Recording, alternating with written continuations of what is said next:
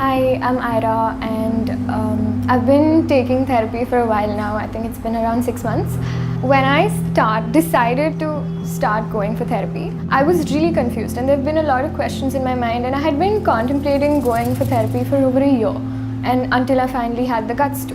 When I was thinking about it, I think one of the major concerns I had was, "Log kya kahenge?"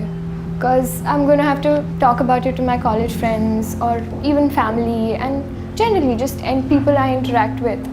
And the fact that I would have to at some point tell them that, oh yeah, I have an appointment or I go to therapy, that's why I'm busy this weekend. You don't know how people are going to react to that. And at least in India, log kya kahenge takes up a lot of our lives. We live in a time when we have this information overload and we are exposed to everything. There is no dearth of exposure, and it's fun. But we're always exploring and flitting and jumping from thing to thing and experiencing different things and new things. There's nothing stopping us now.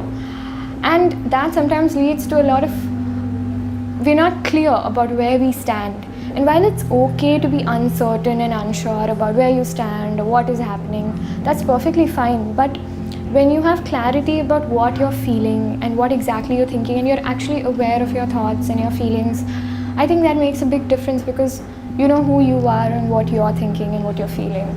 It really helps you accept everything about you, the good and the bad, the ugly, everything. And you come to terms with it, and it helps you deal with situations and people and experiences much better than you would have when you were confused about what you yourself are feeling. Before I started therapy, I thought it's going to be this big deal, like this thing in my life, this separate entity from the rest of everything that happens. But I must say that the first day I walked into Faculty Minds and I met Ruchika ma'am, she just felt like a friend, and she was non-judgmental and open, and I could go to her with anything, from just me overthinking to boy trouble to family to friends to anything and everything, or just something I read which bothered me. Like, she was open to everything, and it was more like just going and meeting a friend every week and talking to her. So it became my safe space in a lot of ways. And yeah, it's a very simple thing. That whole idea I had that, oh, it's going to be this big deal and it's something I have to think about and worry about and be extremely conscious of. It's not. It's really not. It's like I visit a friend once a week and we sit and chat, and I come out feeling much better.